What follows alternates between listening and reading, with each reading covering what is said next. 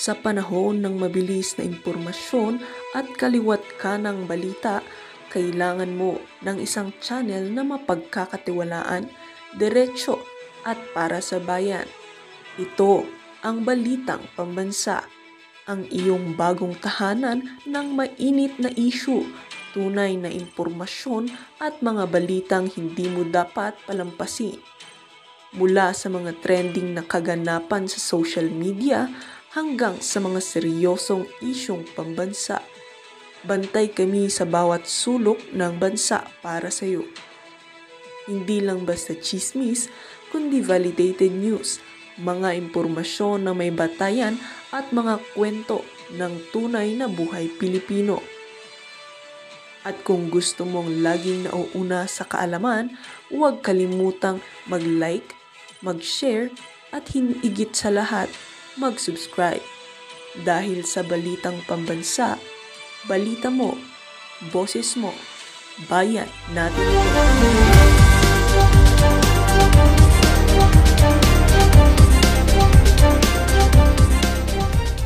Bato de la Rosa, makikipagtulungan ang Pilipinas na para bang merong jurisdiction ng ICC sa ating bansa. Ano sabi ni Senator Bato de la Rosa? Bato de la Rosa to government, arrest me like Duterte? Go ahead. Make the same mistake. Palakpakan ho natin itong si Senator Bato de la Rosa sa kanyang tapang na ipinapakita ngayong mga panahon na to. Yan na nga ho ba sinasabi natin? Talaga hong dinadivert ho nila ang atensyon ng publiko kaugnay doon sa pagkakasawsaw ng pangalan nitong si Risa, doon sa pagkakagurgur nitong si Tantoco. Pwede nating sabihin na panis na yung issue na yan. Pero sa mga susunod na panahon, kahit hindi na presidente itong si Marcos Jr., ito ho ang sinisigurado natin dito sa PH Update. Lalabas, lulutang, at patuloy na masasangkot ang pangalan ni Lisa dyan sa issue na yan. Pag dumating sa punto na kahit hindi na silang presidente, sigurado ho tayo dito sa PH Update na magiging vocal pa rin ho tayo sa issue na yan. Ang iniisip po kasi ng administrasyon, kaya natin pinag-uusapan to dahil asawa ng presidente itong si Lisa. Hindi ho yun. Kahit hindi na presidente itong si Marcos Jr., prebadong mamamayan na itong si Lisa Cocac, pag-uusapan at mapag-uusapan pa rin ho yung mga bagay-bagay na yan. Bakit? Dahil yung mga ginamit nilang pera sa Pilmpes na yan, galing ho sa pera ng sambayan ng Pilipino. Kaya sa ayaw nila at sa hindi, mapag-uusapan at kung sakali man masangkot ang pangalan ni Cocac dyan, wala ho tayong magagawa. Pasensyahan na lang, ika nga.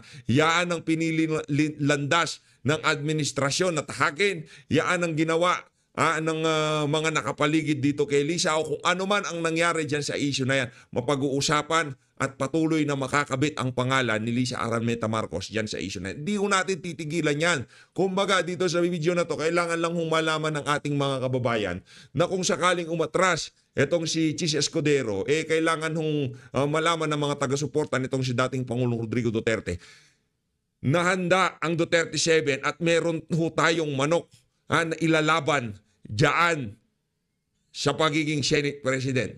At ang listahan na yan, kinabibilangan ho nitong si Senator Amy Marcos, Senator Rodante Marcoleta, at itong si Senator Mark Villar, malamang sa malamang mapapasama sa listahan. Nagsalita na ho itong si Senator Bato de la Rosa, yan ho ang mga pinagpipili ang pangalan. Tayo naman isang ayon dito kay Senator Rodante Marcoleta, dito kay Mark Villar. Mahusay ho yung dalawa na yan. Pero itong si Aling Amy Marcos, naku, wala ho tayong kabilib-bilib kahit kakarampot dyan sa alin na yan. Mantakin nyo ho mga kababayan. Tapos na't lahat-lahat. Ang kanyang hearing, i-publish na lang sa website, hindi pa magawa. Gusto niya ho pa special. Kailangan pupunta siya ng dahig at iaabot niya ng personal. Ganyan ho kapapil yang si Amy. Sabagay, pinagtrabahuhan niya naman yan. Para sa mga nanonood dito sa atin na taga-suporta ni Amy, please, huwag niyo ho kaming pag-awayin ng mga ibang mga vlogger dito na sumusuporta kay Senator Amy. Meron silang dahilan at rene-respeto natin yan. Ang hindi lang makaintindi, yung ibang mga manonood. tayo, kung sino man yung mga vlogger na sumusuporta kay Senator Amy, huwag niyo ho kaming bigyan ng kontrobersya o dahilan para mag-away-away. Hindi ko ako mag-aaway at patuloy kong rerespetuhin yung mga vlogger na yan na sumusuporta dito kay Senator Amy Marcos. At naniniwala ko, ganun din naman ang ibibigay nilang pagrespeto sa paniniwala ko na manggagamit yang si Amy Marcos. Okay? Huwag na ho kayo magbanggit ng pangalan na vlogger dyan na Amy Natix, galit ka sa ganito. Wala ho akong kinagagalitan na vlogger o kung sino pa man. Okay? Kaibigan ho natin lahat yan. Pero lang yung mga tangang talyanista tensaymada. Eto si Ma'am Ka TV, meron nung pahaging yan. Ako, yari ka dito. Nako, yari kayo dito. Yung missing sabungero, oy boy, makinig ka ha. Mamaya, kay Atty. Vic Rodriguez, may kalalagyan ka. Yung missing sabungero, hinahanap at iniimbestigahan gamit ang pondo ng bayan. Pero ang nawawalang flood control projects, ayaw hanapin. Ano yan? Ako din nung nabasa ko yung post ni Miss Ka TV, bigla akong nawindang ako Kaya nga, di ba? Inahanap nila ang missing sabungero, pero ngayon, panahon na ng tag-ulan, maya merong baha. Bakit hindi yon ang pagtuunan nila ng pansin? Ang nangyayari ho dito, ang by justice lang, ang makakatanggap lang ng hustisya, yung mga sugarol. O, di ba? Yung mga nanyunyupi, yung mga nandadaya sa sugal. Hindi tayo pabor doon sa nangyari sa kanila. Pero pandaraya is pandaraya. Kapatid ng mandaraya mali ata. Ang kapatid ng sinungaling ay, pagka sinungaling ka, mandaraya ka Pares lang yan, sinungaling at mandaraya. Kasi kung tapat ka, hindi ka mandadaya at hindi ka magsisinungaling. Ang kapatid ng sinungaling ay si Marcos. Ang kapatid ng sinungaling si Lisa Araneta Marcos. Ang kapatid ng sinungaling si Martin Romualdez. Magkakapatid doon sila. Bombira, oo. Medyo nakapag-recharge show tayo ng konti. Nakapag-unwind tayo, no? Nakausap po natin yung mga, mga malalapit sa atin. Nakadaupang palad, nakakwentuhan. Na-enjoy ko tayo ngayong araw na to.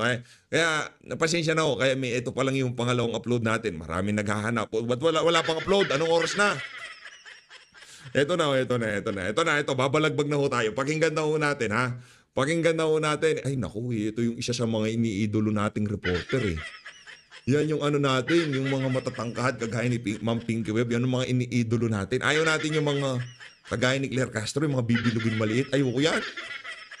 Walang gana yung mga ganyan. Gusto ko yung Ma'am Pinky Web. Palakpakan natin, Billionaire News Channel. Yan ang gusto ko. Ito, matagal ko nang pinapalaw itong si Ma'am Pinky Web. Since CNN base pa nila. Talagang, na ako niyan, fan na ako niyan. Tangkad, maganda, di ba?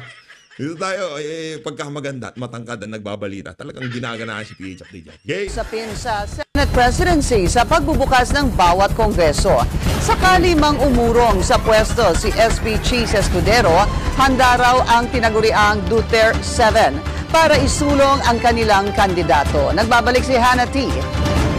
Alam nyo, yung na yan, 7, napakalaking black hole.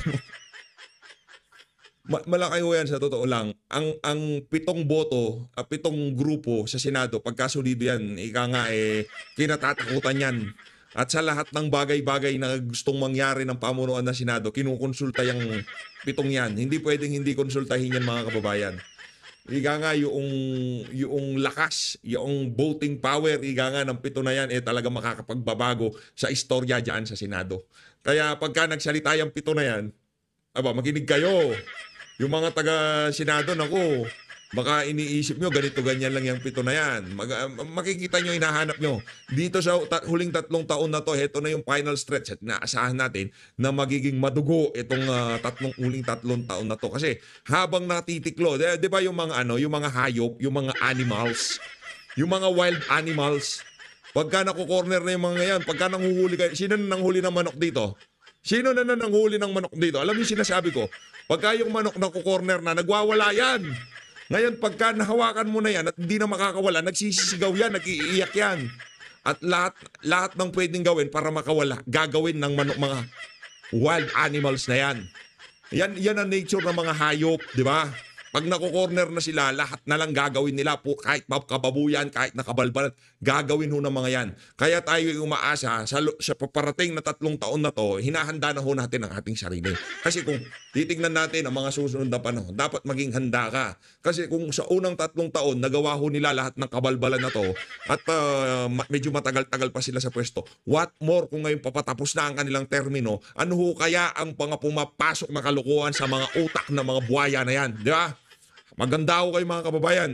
Magsama-sama ho tayo dito sa the final stretch ng administrasyon itong si Marcos Jr. Tuloy. Posibleng isang Duterte ally ang maging bagong Senate leader. Sabi ni Senator Bato de la Rosa, sakaling ayaw na ni SP Cheese Escudero sa liderato, ready sila to present an alternative. When you say contingency, ang next namin na plano dyan within ourselves, Duterte 7, kung halimbawa ayaw ni Cheese na maging Senate President, then our second option is somebody from within the Duterte 7 ang aming ipupus. In principle, suportado ngayon ng Duterte Bloc ang leadership ni SP Cheese. Pero sa shortlist, pwedeng maging SP sina Senadora Amy Marcos, Rodante Marcoleta, o kaya naman ang isa sa Villar siblings. Kailangan lang ng 13 votes para maging Senate President. Paglilinaw ni De La Rosa, mas gusto nila si Escudero sa pagka-SP, at least compared to other contenders. Soto from the veterans bloc and Escudero from the present dispensation, we prefer na ipagpatuloy na ni Senator Cheese yung kanyang liderato. Pero wala naman daw indication kung uurong si SP Cheese, lalo na't sureball na ang pananatili. Ang galing ano yan, dito ako bumibilib sa totoo lang sa mainstream media kasi pagka pa-weekend na ganito, kailangan nilang mag-isip ng spin eh. Kailangan nilang mag-isip ng tapak sana kung saan kakargahin ng sambayanan. Dito ako bumibilib, real talk, dito ako bumibilig sa mainstream media. Ang galing ho na talaga nilang alam naman natin na wala namang plano itong si Cheese na bakantehin ng pwesto ng pagka-Senate President. Pero ang galing ho nilang gumawa ng anggulo na maipasok yung kung sakali ho bang umatras hypothetical. Alam naman natin na hindi mangyayari, di ba? Pero nailulusot pa ho nila para lamang sa sa engagement. Ili niya sa pwesto. Naniniwala si Senator JV Ejercito na may enough numbers para kay Escudero. Katunayan, umakyat pa nga ang bilang nito base sa isang resolution. Ang estimate ko baka nasa 17 to 18 na siguro ang nakapirma as of now. Kawawa itong si Soto. Napaka-kups kasi. Hindi pa siya nanalo, binibira na niya yung senadong dadat na niya. Ngayon, nung pinresenta niya sarili niya, gusto ko maging Senate President. Ano Senate President? Aso ka ni Tamba eh. Gaano nga ba kahalagang si Escudero pa rin ng SP? Lalo na't papalapit na ang impeachment trial ni VP Sara. Parang mahirap yata mag-issue ng court rulings kung hindi ka abogado. So, I think malaking advantage kung si SP Cheese kasi abogado siya and hindi naman mahusay na abogado si SP Cheese. Sa 24 senators of the 20th Congress, isa si Escudero sa nasa 5 senador na abogado rin.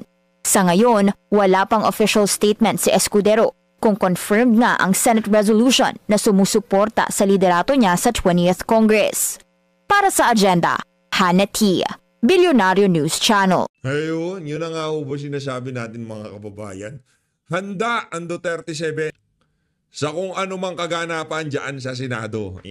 Umaasa ho tayo na talagang mawiwi ng maayos ng ating mga magigiting na 7 senador dyan sa Senado. Kung ano man ang hihahain sa kanila ng tadhana sa mga susunod na panahon dyan sa Senado. Saludo, Senator Bato de la Rosa, Senator Robin Padilla, Senator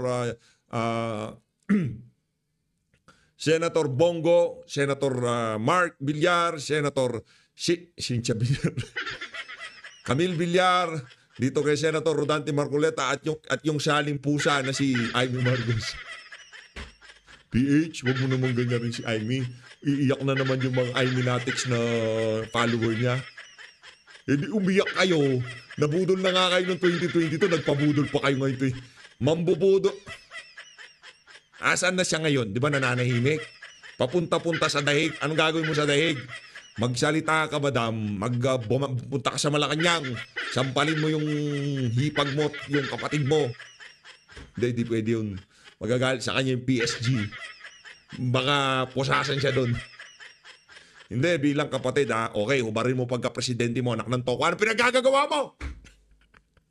Sabay ganun eh. Nag-ano siya, nag-super saya siya doon, nag-beast mode. Ito kay Attorney Vic Rodriguez. Sinong nakamiss kay Attorney Vic? Sinong nakamiss kay Attorney Vic Rodriguez? Ito na ho siya. Game. Gawain ng kasalukuyang administrasyon. Mapa sa Senado, yan na nga po sinisimulan na ni Senador Dante Marcoleta. Yung kanyang proposed resolution na ihahain o ifa-file po sa next week, sa Monday, July 21, I believe, ay nananawagang pauwiin sa Pilipinas. Si Tatay Digong hindi pang-ilisore dahil wala pong kaso si Pangulong Duterte magpahanggang sa ngayon. Kanya nga po, hindi ba mainit na mainit pinag-uusapan, pati yung mga kaso nung missing sabongero, ako po ay commiserate at ako po ay nakikiramay doon sa mga pamilya at naulila ng mga missing sabongero. Pero doble-doble na po yung pasakit nila kung gagamitin pa po sa politika yung unfortunate events in their lives. Sapagkat ang hinihingi nila, totoong hustisya, totoong investigasyon. At sana hindi ito mauwi sa tinatawag nating pagsahog na naman kay Pangulong Duterte dito sa missing sabongero case at sasabihin ito'y konektado sa EJK. Magkaiba po iyan. Kung may testigo at may tinuto... Maraming nakakamiss dito kay, kay Attorney Vic Rodriguez eh. Marami yung nakakamiss dyan. Mahusay ho kasi. At pagka siya sumalansan sa issue, napakadaling intindihin, di kagaya ni DH. Pag ganon, may pupuntaan dito, may issue dito, may topic dito. Dito talaga. Para siyang kabayo na mayroong panakip sa gilid, focus doon sa issue. Kay PH, daming hindi magaling. Daming segue, daming kagaya nito. Dapat nagsasalita na si attorney kung ano-ano effects pa yan. Diba? Oh. Pero ang matindi dito, kahit na ganon, hanggang ngayon, nandito ka pa rin. Maraming salamat Mahal na mahal ko kayo sa pagsama sa araw-araw sa mga ginagawa natin reaction video. Maraming salamat wala ho tayo dito kung wala kayo. By the way sa mga hindi pa ho nakasubscribe, konting push na lang. Na 930,000 subscriber na tayo. Palakpakan, maraming salamat sa mga nagtsatsaga kay PH Update sa araw-araw na analysis paralysis natin. Salamat mabuhay ho kayo. Hanggang dito lang ho kaya nating ibigay. Di ho tayo politiko, wala ho tayong mataas na pwesto sa pamahalaan. Ika nga, yung mailabas lang natin ang saloobin natin at ang nagkataon lang na marami yung mga kababayan natin dito nakahalin tulad natin ng saloobin. Kaya marami nanonood. Yun lang ho yun. Suspect o mastermind, i-confine lamang mo doon para naman hindi magkaroon ng double injustice or triple injustice yung mga pamilya ng mga nawawalang sabongero. Parang nasa airport ito? Meron ako naririnig na nag-a-announce. Attorney Vic, baka maiwan ako kayo ng aeroplano. Nasa Kay Imac Vasquez just got in. Good evening, Attorney Vic. Good evening, Imac, watching from Cebu. Kay Erin Marceline.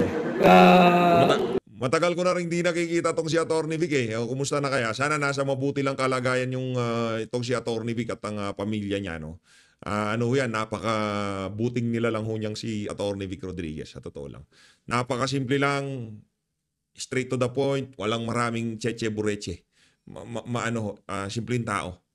Mataas o respeto natin siya sa mama na yan. Grabe na nga po, pati missing sabongeros gusto i-link sa war on drug ni PRRD kasi wala silang witnesses ngayon pa lang sila nagpa-planting kaya dapat i-dismiss na talaga case due to lack of evidence. Wala pong i-dismiss yung kaso sapagkat wala pa po siyang kaso. Kaya tama po yung direksyon at konteksto nung ihahain na resolusyon ni Senator Dante Marcoleta. Walang patumpik-tumpik, walang kaartehan, walang kaipokrituhan, straight to the point, direct at unconditional. Bring home PRRD now. Bring home Tatay Digong now. Hindi para ilagay sa house arrest sapagkat wala naman siyang kaso. Bring home PRRD now. Bring And him home. yung resolution niya, declaring or calling for the declaration Bring him home. of unconstitutionality and illegal, the arrest Medyo, effective. pagtsagain na ho natin. Alam ko na, may miss nyo na si Atty. Vic. Maraming nagre-request sa atin na tinig maisog naman. Ito ho, si Atty. Vic Rodriguez. Mahusay. At bring him home. On the person of our fellow Filipino, our former President, President Rodrigo Roa Duterte. Labanan natin yung mga ganitong pagmamalabis sa ating mga kapwa Pilipino. Kay Kyokos Duo, evening, Atty. Vic, good evening. Kay George R. pati Dolomite Beach at Dalian Train gustong ilink sa drug war ni FPRRD. Ilink na po nila ng gusto lahat nila ng ilink. Mga kababayan, kalma lang ho kayo. Huwag tayong magpapadistract. Huwag tayong Huwag magpa-distract at huwag panghinaan ng loob. Huwag magpasira ng loob. Huwag magpasindak dito sa mga walang yan na to. Umaasa ho tayo. Ito tayo dito sa PH Update. Tanggap na ho natin. Kung yung mga nararanasan panggigipit ng mga taga-suporta ni Tatay Digong 10 ngayong mga panahon na to. Habang pakonti ng pakonti ang panahon ng administrasyon na to, kung 10 yan, magiging 20, 30, 50 hanggang maging 100 ulit. Yung tindi ng panggigipit sa mga Duterte supporter. Inaasahan na ho natin yan. At sa mga kagaya kong nagsasalita dito sa social media, sino ang ating sandigan dito? Wala hong iba kung hindi kayo yun. Kayo ho ang aming sandigan dito. Yung bawat isang nagsasalita sa social media, yung bawat isang naniniwala kay dating Pangulong Rodrigo Duterte, yung bawat isang nagmamahal, tunay na nagmamahal dito sa bansa na to, kayo ho ang sandigan namin sa aming mga pagsasalita sa social media. Kayo ho ang ang paggagawa na ng reaction video, kayo ang iniisip namin na dito sa video na to, maparating natin yung totoo at kapaki-pakinabang na impormasyon o update man yan sa ating mga kababayan. Mapaliwanag kahit papaano, kahit hindi tayo ganun kagaling magpaliwanag, yung ating saloobin at damdamin sa ating mga manonood. Yun lang ho ang aming pakay dito. Yun ho talagang ating goal dito, na maintindihan ng ating mga kababayan kung ano nga ba ang tunay na nangyayari dito sa bansang Pilipinas. Tuloy ho. Distract. Nakita natin kung paano natin tinalikuran ang pagmamalabis ng kasalukuyang administrasyon. Ang prueba, yung rejection na kanilang sinapit nitong katatapos na midterm election. Ibang-iba ang kinalabasan ng resulta ng halalan. Subalit nakita natin, pag nagkaisang Pilipino, hindi po tayo papayag mabudol muli. Kaya sabi ko rin, ibang-iba na rin ang 20th Congress kung ihahambing mo sa 19th Congress. Mas marami po ngayon ang titindig, mas marami po ngayon ang maninindigan, mas marami po ngayon ang nagsasalita at magsasalita pa hinggil sa mga kalabisan ng kasalukuyang administrasyon. At kagaya nga po dyan sa mababang kapulungan, magiging very active po sa pagbabantay at magiging very vocal sa kanyang observation si Congressman Sid Ungab. Babantayan po niya yan, suportahan natin siya at yung mga iba pa. Follow, subscribe, Tinig Maisog. Tinig Maisog. Subaybayan ho natin, suportahan ho natin. Dahil kung di man ho ako makapag-upload, kung nakasubscribe at nakafollow ho kayo dito kay Atty. Vic Rodriguez, makikita nyo ho yung mga update sa kanya, yung mga pagsasalita niya sa mga maiinit na issue. I-follow at subaybayan ho natin, ha? Yaang Tinig Maisog. Pang maiisog na sasama sa kanyang pagbabantay, siya po ang tunay na bantay natin pagdating sa paghulma at pagpapanday ng ating budget for 2026. Higit pong malaki ito, 6.8 trillion pesos. Kung yung 6.325 trillion pesos na budget po for this year ay nalakihan tayo at sinalaula po nila yan, tatandaan ninyo, hindi pa ho natin pinalalagpas yan. Nakabinbin po sa Korte Suprema yung kasong yan. Inaantay po natin ang Korte Suprema na ilabas na yung desisyon doon sa nauna pang PhilHealth case. Ito po yung 60 billion, kung matatandaan ninyo, 60 billion pesos na kinuha ng administrasyon ni Bongbong Marcos. yung pera po nating mga Pilipino dyan sa PhilHealth. Tapos na po yan eh. Inaantay na lang po na ilabas yung desisyon at magkaalaman na at makita yung deklarasyon na talagang illegal at unconstitutional yung ginawang pangingialam ng Marcos administration sa pondo ng PhilHealth na dapat sana ay iginugol sa pagpapalawig ng serbisyo at coverage ng PhilHealth. Kinuha po nila yan eh, pangtustos ng kanilang ayuda, ng AKAP, ng AIX at kung ano-ano pang dole-out o suhol na ginamit ngayon din pong 2025 midterm election. Andiyan po si Congressman Sid Ungab, tulungan po natin.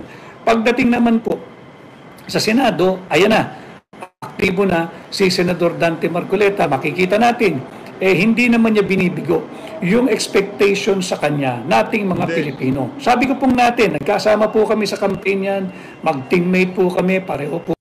In fairness, isa sa mga kandidato ng Duterte 11, Duterte na naging 11, naging 12, isa o itong si Atty. Vic Rodriguez na kahit na hindi pinalad, na alam naman nating nadaya. Panalo yung mama na yan. Naniniwala ako na nanalo ka, Atty. Vic. Ang nangyari, talaga nagkaroon ng malawakang dayan. Ganun talaga. Pero tayo yung maasa na makita at patuloy na suportahan ang pangalan ng mama na to sa balota sa mga susunod na panahon. Kung di pa siya nakapagdesisyon o kung ano pa man, pero tayo ay sobrang bilib dyan. Pribado na ho siya.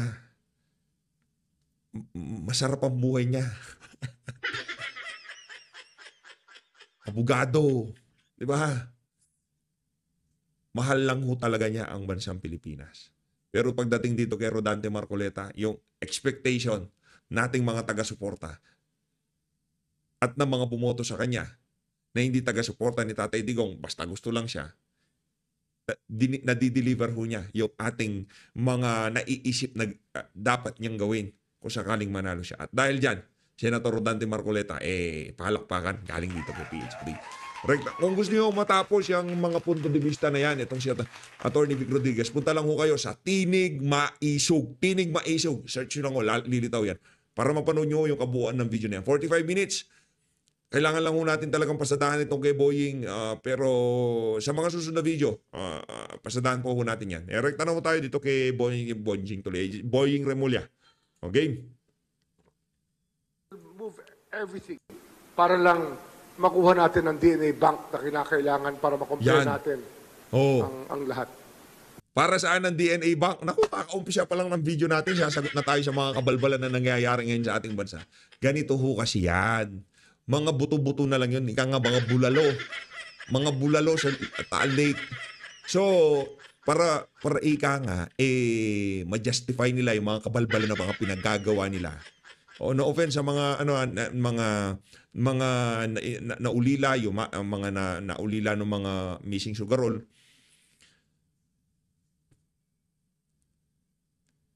Wala pa naman nung napapatunayan. Hindi pa nung napatunayan na yung mga buto-buto na yun kamag-anak nyo. Ngayon, itong ating pamahalaan, kailangan nilang kailangan nilang merong maging resulta. O hindi nila ma-identify yan via bone structure o kung ano pa man. Via dental, kasi dental yung pinakahuli dyan Pagka buto-buto na lang, ang pinakahuling titignan dyan, yung dental o kung meron mga implant sa katawan, di ba? Merong, kung anong pinaglalagay, yung mga ipin kasi, meron kang dental records, makikita at makikita yan. Kung hindi na ma-identify yon, ang pinakahuling paraan para malaman nila kung yan talaga ay kamag-anak ng mga sinasabi nilang yung mga kamag-anak nila, naniniwala sila na itinapon dyan sa Taal Lake via DNA test. So pagka na-establish na nila, yan, meron tayong nakuhang isa. Yan si Pedro, asawa yan ni Petra. Natagpuan namin ng buto sa Taal Lake. Tama ang sinasabi ni alias Totoy. Tapos ang buto-buto, kasi dito, kailangan ho nating mag-isip one step ahead dito sa mga bangag na to. Bangag sa kapangyarihan niya. Kasi pagka hinayaan lang ho natin na manipulahin ang ating kaisipan ng pamahalaan na to, mababaliw ho tayo sa totoo lang. Hindi na natin malalaman ang katotohanan sa kasinungalingan. Kasi kung ano na lang i-feed sa atin ng pamahalaan, kung yun na lang ang ating tatanggapin, masahol pa ho tayo sa mga bayaran nilang mga taga-suporta. Kasi yung mga binabayaran, kaya sumusuporta. Tayo, ayaw nating magbabayad pero naniniwala sa mga kababuyan nila. Tuloy. Sir Luisa po, from PTV4. Sir, question lang dun sa mga in-exhume kahapon. Bali, nabanggit nyo kasi na pwedeng may relation din siya sa mga drug war victims. Ano po ba tong tatlong to? Hindi, ito mukhang isabong to yung tatlo. Kasi sa lipan na wala Sa lipan na wala. Wala po siyang relation sa drug war. Ang relation kasi sa drug war, yung death squads na ginamit dito sa Isabong, Nako, that is a squad. common death squad that was used in the drug war. And we can identify Bago natin sabihin yung death squad, ipakilala niyo muna kami sino yung mga death squad na yan. the units from which these people came from. Na-associate na namin yung history ng ibang opisyal na kasama rito. Si Stomo. Lahat associated kay dating Pangulo. Hindi naman, lahat kilalang appointee ni dating Pangulong Rodrigo Duterte. Pambihira, pagka nga naman tinamaan ka ng mga bangag sa kapangyarihan. Bali yung nakuhang remains today, ilan po? And mismo sa Laurel. Hindi, ano lang to? 2 socks were found. And we do not know how many people it belonged to. Ito yung cursory examination. Na-reveal ngayon na they're human remains. That's the cursory examination. But the laboratory and the forensic laboratory have not acted on this matter yet. Ang pinakamalaking sa akin dito, katanungan, kung talagang yan mga buto-buto, bakit kailangan pang isako? Yun lang naman ho yun. Bakit mo pa pag-aaksayan ng oras na chap-chap, pangit mo sabi, pagka siya yung 40, average katawan ng isang nasa 45 to 50 years old na binata, nasa yan, more or less, nasa 65 to 75 kilos yan. More or less. Doon naglalaro yan. Tapos ipapasok mo sa 24 kilos na sako. Ewan ko lang sa inyo yan. Kung bebenta yun, bahala kayo. They have to conduct their specific examinations to determine everything. Re-record naman lahat yan We ask them to really label the evidence properly para magagamit natin. Hey Sir, Max po from Red 25. Sir, yung binabanggit nyo po, yung tatlo na galing sila dun sa na-report na nawala sa Lipa, ibig sabihin, hindi sila sir kasama dun sa 34 na missing sa Bongeros po.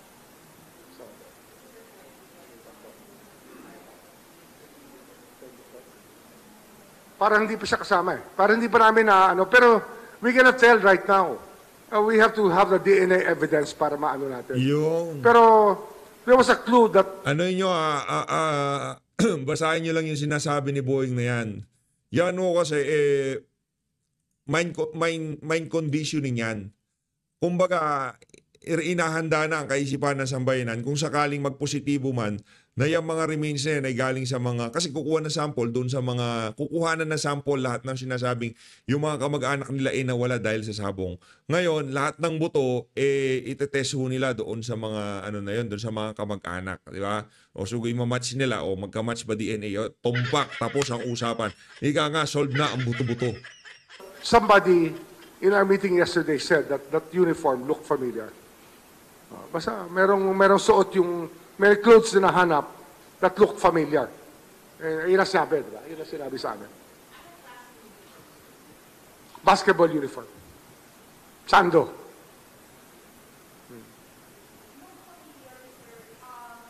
Dahil nakita nyo na po yung dati. Yung sabi ng kausap namin kahapon, familiar yan. Parang yan, malamang yan. Yun ang galing sa Lipa. Kasi hindi naman kami nag-uusap na kami lang Naghahanap kami ng ibang sources na pwede mag-identify. Wow, talaga namang. Palakpakan natin ang ating DOJ sa sipag na maghanap. Siyempre, we're still doing what has to be done in order to close this case up. And basta tuloy-tuloy ito. We're not stopping.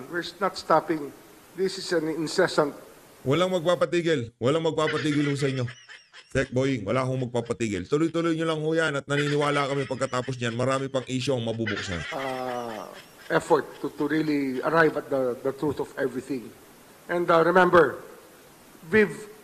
been wanting to solve this case for the last 3 years. And this break is very important to us, but we cannot hurry things. Hindi namin pwedeng madaliin. Dapat dito talaga systematic ang pag-label ng lahat para ang ebidensya nasasalansan na maganda. Correct. Salansan lang ng salansan. Kahapon may nakakita na kamag-anak dun sa mga... Hindi. Meron kaming testigo lang nakausap kahapon. Isang possible witness na nagsabi, malamang yan yun. Yung nakita niya yung basketball uniform, yun. Sabi niya. So may tinutumbok na po kayong pagkakakilanlan ng tao? Yes. Familiarity. Yung suot na yun.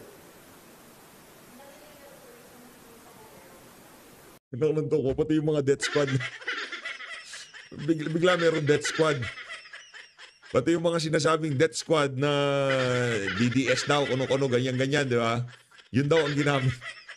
Okay, sabi mo eh. Kwento mo yan eh. Parang ano lang yan, case of first impression ni dating Pangulo. As always mga kababayan, dito na unahan tatapusin ang ating reaction video. Huwag nyo na akong hanapin yung video na yun ni Boeing. Wala ako kayo mapapala dyan. Maraming salamat po sa pag-support sa page update. Mag-ingat po kayo lahat. Mahalin natin ang Pilipinas. At para doon sa mga kamag-anak ng mga nawawalan sa bungero, nakikiramay ho kami sa inyo. Sambayan ng Pilipino nakikiramay sa inyo. Pero huwag nyo akong pahintulutan na magamit yung nangyari niya sa inyong mga mahal sa buhay para lamang sa pamumulitika. Huwag nyo akong pahintulutan.